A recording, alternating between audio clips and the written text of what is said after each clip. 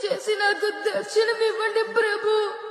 ఆ వెంకటేశ్వర స్వామి వారి దర్శనమే దశావతారముల యొక్క దర్శనం.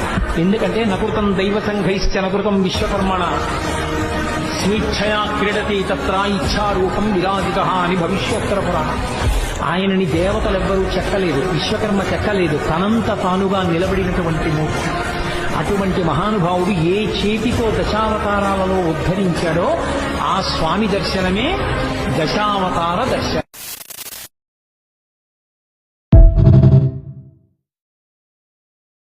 దయచేసి నాకు దర్శనమివ్వండి ప్రభు. ఆ వెంకటేశ్వర స్వామి వారి దర్శనమే దశావతారముల యొక్క దర్శనం.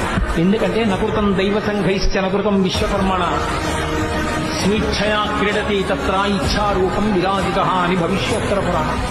ఆయనని దేవతలెవ్వరూ చెక్కలేదు, విశ్వకర్మ చెక్కలేదు, తనంత తానుగా. దయచేసి నాకు దర్శనమివ్వండి ప్రభు. ఆ వెంకటేశ్వర స్వామి వారి దర్శనమే దశావతారముల యొక్క దర్శనం. ఎందుకంటే నకృతం దైవ సంఘైశ్చ నకృతం విశ్వకర్మణ స్వేచ్ఛయా క్రీడతి తత్ర ఇచ్ఛారూపం విరాజిత అని భవిష్యోత్తర పురాణం. ఆయనని దేవతలెవ్వరూ చెక్కలేదు, విశ్వకర్మ చెక్కలేదు, తనంత తానుగా నిలబడినటువంటి మూర్తి. అటువంటి మహానుభావుడు ఏ చేతితో దశావతారాలలో ఉద్ధరించాడో ఆ స్వామి దర్శనమే దశావతార దర్శనం.